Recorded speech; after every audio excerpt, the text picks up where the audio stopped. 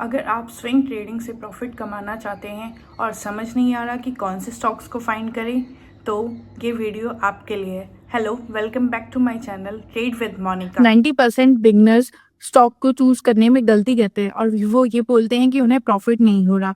But सच ये है कि मार्केट में सही स्टॉक को सिलेक्ट करना एक बिगर टास्क है और मैं आपको ये फ्री में स्टॉक को चूज करना बता सकती हूँ। आपको कहीं जाने की जरूरत नहीं है, आप फ्री में स्टॉक्स को खुद से चूज कर सकते हैं, उस पर स्विंग ट्रेडिंग कर सकते हैं और आप मन चाहा प्रॉफिट कमा सकते हैं।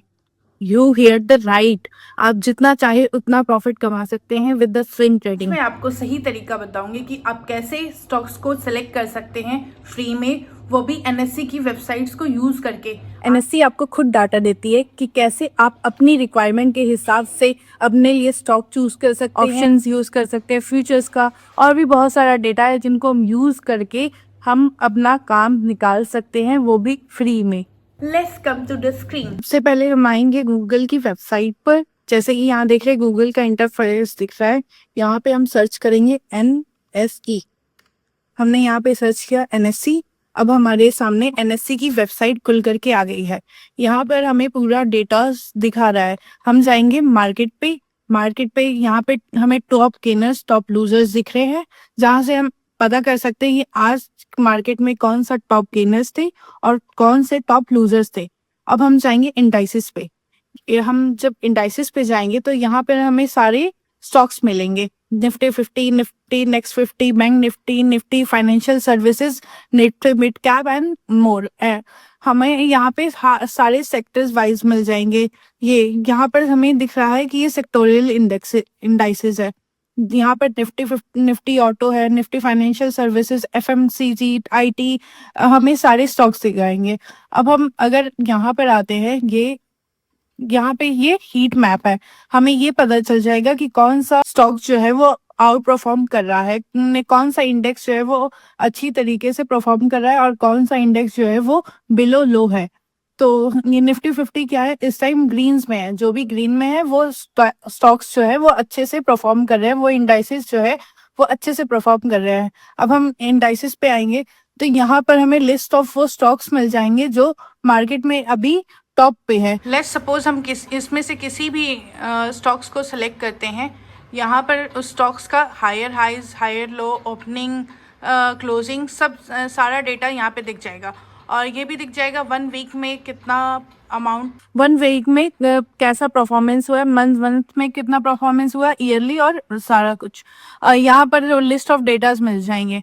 और यहाँ पे हमें देखना है कि कितना वॉल्यूम क्रिएट हो रहा है। निफ्टी 50 के अंदर जितने भी 50 स्टॉक्स हैं उनकी ये लिस्ट है और इससे हमें ये पता चलता है कौन सा स्टॉक अभी अच्छे से परफॉर्म कर रहा है। जैसे एचसीएल टेक्नोलॉजी, इसके बारे में मैंने आपको पहले भी बताया था कि एचसीएल टेक्नोलॉजी जो है 3% बढ़ेगा और आप देख सकते हैं मैंने ये स्टॉक ऐसे ही चूज किया है और मुझे एक्सपीरियंस है मार्केट में, तो मैं अच्छे से स्टॉक्स को सिलेक्ट कर सकती हूँ।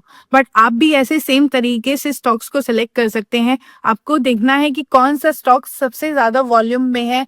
अभी जैसे कि एचसीएल 3% बढ़ गया, मैंने आपको टारगेट के साथ बताया था 1395। इतना ही नहीं, हम निफ्टी 50 के साथ साथ और भी स्टॉक्स के बारे में पता कर सकते हैं। ये सारे इंडाइसेस हैं जिनके परफॉर्मेंस को हम देख करके उनमें से एक स्टॉक सिलेक्शन कर सकते हैं। इसके साथ साथ हम एक ऑटो सेक्टर्स में भी ट्रेड कर सकते हैं। जैसे ये सेक्टोरियल वाइज इंडेक्स है, यहाँ पर अगर हम क्लिक करेंगे सेक्टर वाइज इंडेक्स पे, जब हम क्लिक करेंगे तो यहाँ पे हमें निफ्टी 50 ऑटो दिखेगा, निफ्टी ऑटो दिखेगा। अब यहाँ पर जितने भी निफ्टी ऑटो के अंदर जितने भी स्टॉक्स परफॉर्म करते हैं उन सब की एक लिस्ट आ जाएगी।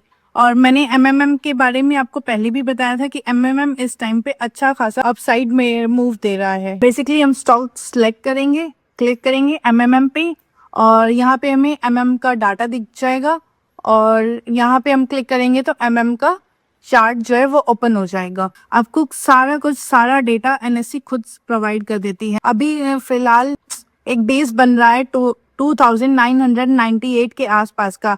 अगर ये बेस बना रहता है तो यहाँ से फिर चांसेस है कि वो ऊपर 3036 तक आ जाएगा।